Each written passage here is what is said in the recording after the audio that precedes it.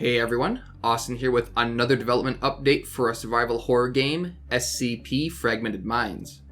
After last month's devlog, we took some time to set up and polish a lot of the core gameplay mechanics and animations that will make up the backbone of gameplay, and one of the main focuses we had throughout the month was our sound effects and animation overhaul. Let's go ahead though and recap on just what SCP Fragmented Minds actually is, and then we'll talk about what we've changed and added since the last devlog, and also answer some important questions that we have seen you guys ask in various different places. Now, if you haven't seen the last devlog though, there will be a link in the description so you can get a ton of information on how the game has progressed from the start to now, and also get a ton of story detail. However, let's get right into the overview of the game. So, we know that SCP Fragmented Minds is a survival horror game at its absolute core, and features a lot of advanced movement mechanics and crafting, as well as a robust combat system. But in this game, there's a huge emphasis put on mobility and weapons, since the enemies you'll be facing will not be pushovers, and a lot of them will actually be faster than you by default. It's because of this that we're encouraging players to use their environments to move out of harm's way whenever possible. Weapons are also going to be of limited use, since ammunition is quite limited and hard to come across within the facility. It's because of this that you're going to be forced to be up close and personal with your enemies and utilize the melee weapons and craftable upgrades using your ability to create upgrades out of scrap loot. There's also an emphasis being put on stealth, since just running and gunning your enemies is not going to be the most viable strategy in game, since enemies can take a pretty good amount of punishment. However, there will be multiple ways of progression throughout levels in order to allow you to utilize tools such as your welder to find different ways around obstacles and enemies. However, since ammo is limited, the melee combat mechanics are going to be a critical system, and because of that, we've planned to add in blocking, parrying, dodging, and a couple other systems to help make close quarters combat feel solid and horrifying. Speaking of combat though, let's talk about the new upgrades we've made to gun combat since the last update. There's been a lot of changes made to the pistol, with the addition of actual movement animations and a nice custom reload animation. There was a lot of tests that needed to go into this weapon to make it feel solid, and by tweaking placement of the weapon and fine-tuning recoil, we eventually got the pistol to a very polished state and rounded it out by giving it a nice beefy firing noise as part of the huge sound effects update.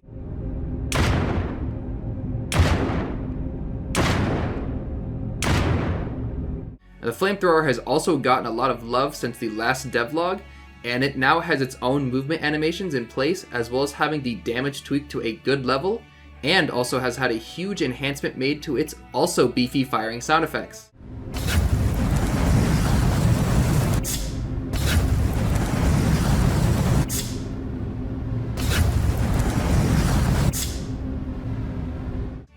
The scavenging has also seen a lot of upgrades as well, and you'll be able to scavenge materials and use the fabrication bench to create new tools and weapons. Now, this will be a critical part of gameplay, since you'll be able to craft ammo and weapon upgrades at these fabricators, which is a great way to keep yourself stocked and prepared for the horrors that await you. A new mechanic that has been added is the ability to utilize your suit's scanner to find resources close to you throughout the world, and you'll be able to use this to see certain electrical nodes and pipe within walls, which is going to be used in certain puzzles and environmental interaction scenarios to help create some very dynamic gameplay. Now, some of the new combat additions that have been made are the addition of dodging, which is going to be very useful against some of the enemy's planned attacks, specifically for 3199 since it will have the ability to spit acid, but also for the turrets, which will be pretty accurate and do a lot of damage if they're able to get a solid line of sight to you. We're still tweaking this mechanic though, so it feels just right and isn't jarring. However, one of the planned new mechanics is the utilization of your suit's shield, which you will now be able to use to parry projectiles and enemies, and will also block a ton of damage.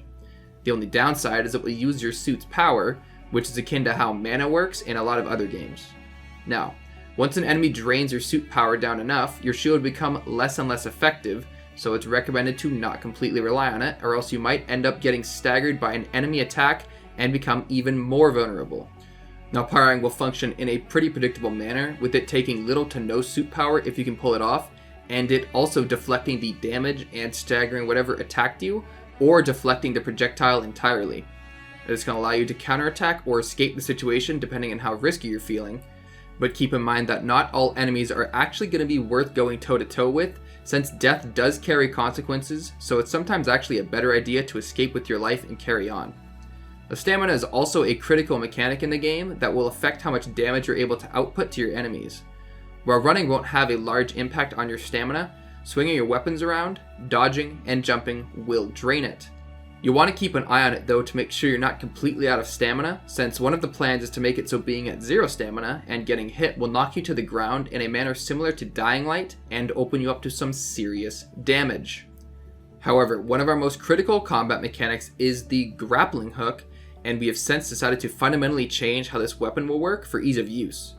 Instead of it being a separate weapon you'll have to equip, it will now be on your wrist device, which means you'll be able to easily use it whenever you want, without being forced to fumble around with your inventory to grab it while you're being aggressively chased by an SCP-3199 instance. You'll be seeing a lot more of this device shortly in the next devlog though, since the design and implementation are still undergoing some pretty big changes. We put a big emphasis on creature animations this month, and SCP-939 and 3199 both have their own full animation sets in order to help make them feel very alive within the environment that you'll be encountering them in. And we wanted these guys to have a lot of animation variety in order to break up the sometimes mundane movement that can plague enemy characters and make them feel dull within the environment and to fight against. Now we're actually currently having their sounds designed as well, and you'll be hearing a lot of that in the next devlog along with a ton of the new audio overhaul. However, let's go ahead now and go over some of the awesome community questions that we've been getting on our last couple of videos and blog posts. Now for those of you who want to ask your burning questions, feel free to post it in the comment section below or join our Discord in the link below. Now, question number 1, is the game multiplayer? And this is one of the questions that I'm really excited to answer because, yes, the game is going to feature a couple different multiplayer modes like Team Deathmatch and Capture the Flag, but it will also focus on our flagship game mode called The Hunt, which is a strategic battle of attrition between MTF and SCPs in the SCP's natural habitat. Now, the MTF will have several objectives they must complete before they're able to deploy the containment field generators, and the SCPs will have the objective of slaughtering all MTF before they're able to deploy the field. Players will be able to earn points through completing objectives and be able to use those points to upgrade their own armor and weapons, while the SCPs will be able to earn points to upgrade the creature they're playing as to make it stronger and deadlier as the round progresses. We're actually going to do an entire overview on how the hunt will work though, so keep an eye out for that video since it should be pretty interesting. Question number 2, is this game coming to console? Yes, we are currently working on getting onto Xbox through the channels at ID at Xbox. Unfortunately though, PlayStation is a different situation and we cannot say for sure that we'll be releasing on that platform since their requirements are very different compared to Xbox, but that doesn't mean it won't happen in the future. Question number 3, is SCP-096 going to be in the game? Ladies and gentlemen, drum roll please. No! Unfortunately, we feel the gameplay loop for SCP-096 is unnecessarily punishing to new players, since it revolves around instant death if you look at it, so we opted to include more gameplay-friendly SCPs that have more dynamic and interesting gameplay loops. However, since you guys seem to love him, we'll go ahead and include an in-game reference to him, as well as maybe a small Easter egg. Question number 4, will co-op be a thing? Yes. It's planned to be included after our 1.0 release, since it'll require some pretty significant changes to be made to the underlying game to support that sort of feature, but it's definitely something we're shooting to have in. Question number 5. Will SCP, insert SCP number here, be in the game? So not all the SCPs that will be added are actually on the list on our website, which you can find in the description, but as a general rule, if it's not on there, then we likely won't be adding it or we don't want to talk about it just yet. Now that wraps it up for the Q&A section, so make sure to drop any questions you have in the comments and we'll go ahead and answer them in the next video. This next month though is going to be very interesting, so let's go ahead and talk about our plans for this month and next month. Now, today we're actually releasing our alpha testing demo to those who donate $20 or above to us on Patreon this month. You can get access to it right now though, so it's not too late, and the link to Patreon will be down in the description below.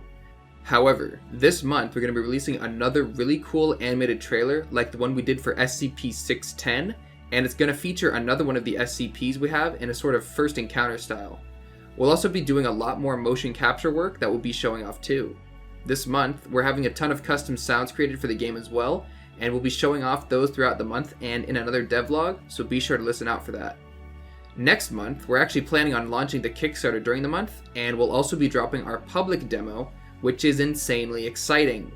More information on the public launch and Kickstarter will be coming soon though, so be sure to subscribe so you don't miss anything. We're planning on having some super cool early bird perks, so make sure you follow the page so you don't lose out on those. However, with that marks the end of our second major devlog. We're really close to releasing the public demo, and we're super excited to share more details about the level design, new sound effects, and of course SCPs with all of you. So if you want to stay updated, be sure to like this video, subscribe, and follow our Kickstarter using the link in the description and pinned comment. Thank you all once again for watching, and I will see you all in the next video.